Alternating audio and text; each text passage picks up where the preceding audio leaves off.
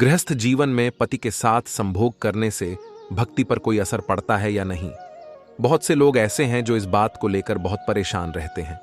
तो चलिए, आज के इस वीडियो में मैं एक कथा के माध्यम से आप सभी लोगों की यह परेशानी दूर कर दूंगा।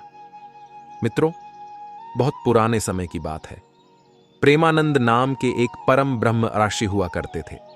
वह आरषि भगवान श्री कृष्ण की प्रेमिका राधा रानी के एक सच्चे भक्त थे। वह राह से भटके हुए लोगों को राह पर लाने का कार्य करते थे। जीवों पर दया दिखाना, उनसे प्रेम व्यवहार करने का प्रवचन देते थे। ब्रह्म आरषि होने के कारण उन्हें सनातन धर्म की प्रत्येक गौढ़ बातों का उनको गहन अध्ययन था। वह लोगों को भगवान की भक्ति करने के लिए प्रेरित करते थे। मित्रों, एक समय की बात है। सवेरे सवेरे एक स्त्री रामानंद जी के पास आती है और कहती है कि गुरुजी, हमारा मन भगवान की भक्ति करने में लग गया है, परंतु हमारे पति जो हैं, अभी तक उनका मन भगवान की भक्ति में नहीं लगा है और वह हमारे पास आते हैं और हमारे पास आकर के वह प्रेम का इजहार करते हैं, हमसे संभोग करने की बात कहते हैं। परंतु हे गुरुजी, मेरा मन तो अब सारी विषय वासनाओं से हट चुका है। मेरा मन तो भगवान की भक्ति में लग चुका है, लेकिन हमारे पति देवता का मन अभी तक भगवान की भक्ति में नहीं लगा। मैं तो अब ब्रह्मचारी बनकर रहना चाहती हूँ, पर हमारे पति अभी ब्रह्मचारी नहीं बन पाए हैं। हे गुरुजी, मैं क्या करूं? जब हमारे पति हमारे पास काम भाव लेकर आते हैं तो हमारा मन बहुत असंतुष्ट हो जाता है।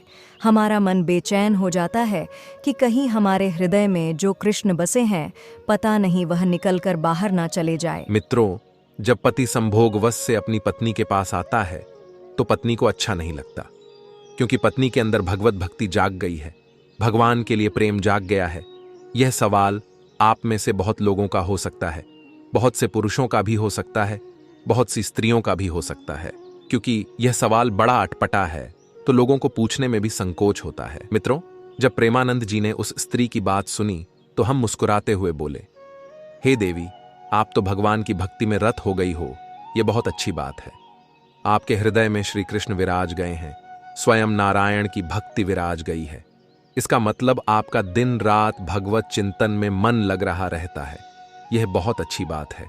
लेकिन जो आपके पति हैं वह अभी भी काम विषयों में है, और यदि आपने उन्हें विषय भोग करने से भी इनकार कर दिया कि आप हमारे पास मत आओ, तो आपके पति फिर पराई स्त्री के गामी हो जाएंगे। वो दूसरी स्त्रियों के पास जाने लगेंगे, क्योंकि वासना से युक्त व्यक्ति में सूझबूझ की समझ नहीं होती है। आपके पति वेश्याओं का गमन करने लग जाएंगे। प्रेमानंद जी महाराज आगे कहते हैं कि जो मनुष्य अपनी पत्नी से समागम नहीं करता है वह वैश्यागामी हो सकता है। तुम्हारे अंदर तो कोई वासना है नहीं, क्योंकि तुम्हारा मन अब भगवान की भक्ति में लग चुका है। लेकिन पति के अंदर अभी भी वासना है, तो एक पति अपनी पत्नी के पास ही तो जाएगा। यदि तुमने भी उसे हटा दिया अपने पास से तो तुम्हारा पति वैश्यगामी बन जाएगा। प्रेमानंद महाराज आगे कहते हैं, तुम्हारे पति का चरित्र बिगड़ जाएगा। इसलिए तुम्हारा धर्म यह है कि तुम अपने पति के मन में लगी हुई उनकी वासना को शांत करो। अगर तुम्हारा पति पराई स्त्री के चक्कर में पड़ गया तो तुम्हारा पूरा घर संसार नष्ट हो जाएगा। तुम चिंता मत करो, भगवान तुम्हारे इस आचरण की वजह से प्रभु तुम्हारे मन से कभी वंचित नहीं होंगे। प्रेमानंद महाराज आगे कहते हैं, हे देवी, मैं तुम्हें इस बात को समझाने के लिए एक छोटी सी कहानी सुनाता हूं। तब प्रेमानंद महाराज जी कहानी को सुनाते हैं और कहते हैं कि बहुत समय पहले की बात है। मीराबाई, जो भगवान श्री कृष्ण की परम भक्त थी, इनका जन्म कुड़की नामक के गांव में हुआ था। मीरा का विवाह बचपन में कृष्ण से हो गया था, क्योंकि मीराबाई ने बचपन में ही श्री कृष्ण को अपना प्रीतम मान लिया था। उन्होंने अपने माता पिता से कह दिया था कि मेरे पति गिरिधर गोपाल है, लेकिन फिर भी उनके माँ बाप ने जबरदस्ती उनका विवाह भोजराज से कर दिया, जो राणा सांगा के बेटे थे। तो भोजराज राणा के साथ उनका विवाह हुआ। जब उनकी पहली रात आई मिलन की, तो मीराबाई को एक बिस्तर पर बिठाया गया। एक कमरे में सिर्फ दीपक का प्रकाश था। प्रेमानंद महाराज आगे कहते हैं कि जो कि रिवाज है, घूंघट डाल के मीराबाई को बिठाया गया। तभी पहली रात्रि पहला मिलन करने के लिए जब भोजराज आए तो मीरा ने अपना दुपट्टा, अपना मुंह खोलते हुए भोजराज से कहा कि ये दुनिया कहती है कि आप मेरे पति हैं, पर मेरी अंतरात्मा तो कहती है कि मेरे पति केवल कृष्ण है। मेरे मन पर, मेरे प्राणों पर तो कृष्ण का अधिकार है। लेकिन आप व्यवहार जगत में मेरे पति बने हैं। सारी दुनिया तो यही मानती है कि आप मेरे पति हैं, परंतु कृष्ण मेरे पति हैं। यह तो केवल मैं जानती हूं, मेरे मन की बातें, या मैं जानूं या वो जाने। आप तो नहीं जान पाओगे। मेरे मन पर, मेरे प्राणों पर तो मेरे कृष्ण का अधिकार है। लेकिन आप यदि मुझे अपनी पत्नी मानते हैं तो आपके सामने मेरा शरीर है। यदि मेरे शरीर की भूख है आपको, तो आप मेरे शरीर के साथ आप अपनी भूख मिटा सकते हैं। मैं मना नहीं करूंगी, आप मेरे शरीर से अपनी भूख मिटा लीजिए, लेकिन मेरे मन पर, मेरे प्राणों पर तो मेरे गिरधर गोपाल का ही वास है। अब प्रेमानंद महाराज आगे कहते हैं, हे देवी भोजराज, फिर भी नहीं रुकते। वह मीराबाई के साथ संबंध बनाते हैं, लेकिन इससे किंचित मात्र भी श्री कृष्ण मीराबाई के हृदय से तनिक देर के लिए भी वंचित नहीं हुए। मित्रों, प्रेमानंद महाराज उस स्त्री को आगे कहते हैं कि हे देवी, तो इस बात से यह सिद्ध होता है कि यदि आपका पति कामुक है तो फिर आपका धर्म है कि आप अपने पति को भी धीरे धीरे सत्संग से जोड़े, कथाओं से जोड़े, धीरे धीरे उसके मन को भी बदले और उसका साथ दे। आप यदि सोचेंगे कि मैं तो भक्ति में रमी हूं, अब मेरे पति मेरे साथ रमण करेंगे, तो वह गलत है। वह गलत नहीं है। आपका धर्म है कि आप अपने पति को खुश रखें, प्रसन्न रखें। धीरे धीरे उसे भी सत्संग से जोड़कर देखो, मन बदला जा सकता है। सत्संग से यदि स्त्री भक्ति करने लग गई और पति को छोड़कर चली गई तो स्त्री का कल्याण नहीं होगा। तुम्हारा धर्म है कि यदि तुम्हारे हृदय की शुद्धि हो गई है तो तुम अपने परिवार के सभी सदस्यों की, अपने पति की, अपने बच्चों की भी शुद्धि करो। अपने भक्ति के प्रभाव से, अपने जप, अपने तप के प्रभाव से यदि आप केवल भक्ति करने लग गई और कहीं भाग गई घर से कि अब तो मैं कहीं जाकर भगवान की भक्ति करूंगी, मैं तो घर में नहीं रहूंगी, ये तो रण छोड़ के भागना हो जाएगा। फिर आपका धाम में आकर के वास करना, अपने पति को छोड़कर, अपने बच्चों को छोड़कर, यह आपका धर्म नहीं है।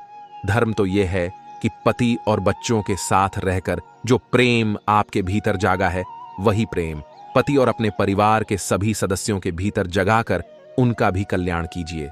यह पति पत्नी का अधिकार होता है।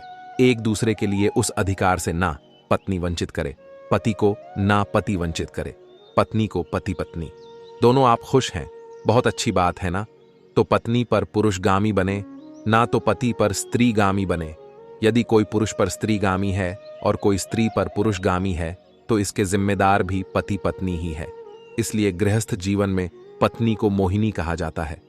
एक स्त्री का एक पुरुष को रिझाने का सबसे बड़ा यंत्र श्रृंगार होता है। स्त्रियों को श्रृंगार क्यों दिया गया? ताकि स्त्रियां उस श्रृंगार से सुंदर दिखें और उस सुंदरता से वह केवल अपने पति को रिझाए। स्त्रियां मोहिनी होती हैं। तो अपने पति को इतना मोहित करो कि आपका पति पर स्त्रीगामी ना बनने पावे।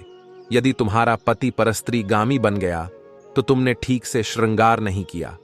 प्रेमानंद महाराज आगे कहते हैं कि पत्नी से मोहित रहो या पति से या परमेश्वर से, तीसरा और कोई भी नहीं।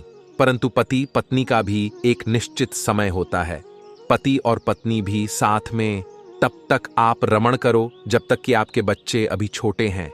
जब बाप का जूता बेटे के पांव में फिट बैठने लग जाए और मां की चप्पल बेटी के पांव में फिट बैठने लग जाए, तब से पति पत्नी को भोगी बनकर नहीं, योगी बनकर रहना चाहिए।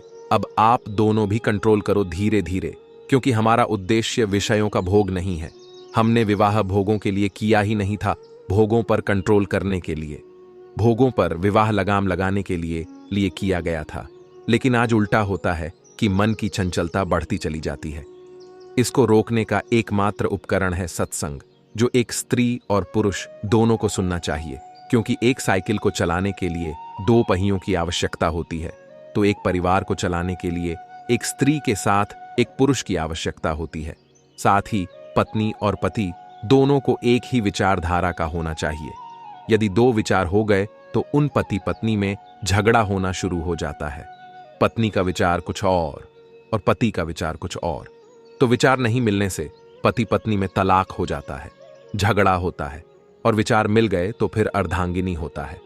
हमारे यहां धर्म, पत्नी ही हमारी अर्धांगिनी है और एक स्त्री के पति ही उसके पति परमेश्वर है। मित्रों, प्रेमानंद जी के द्वारा बताई गई बातें उस स्त्री को समझ में आ जाती हैं। आशा करते हैं कि आपको इस वीडियो से बहुत कुछ सीखने को मिला होगा। अगर आपको इस वीडियो में कुछ भी अच्छा लगा हो तो वीडियो को लाइक कीजिएगा और चैनल पर नए हैं तो चैनल को अवश्य सब्सक्राइब कर लीजिए और ज्यादा से ज्यादा इस वीडियो को अपने सभी मित्र बंधुओं में शेयर करें ताकि उन लोगों को भी इस जानकारी के बारे में पता चल सके। मित्रों, आप सभी का वीडियो को यहां तक देखने के लिए दिल से धन्यवाद।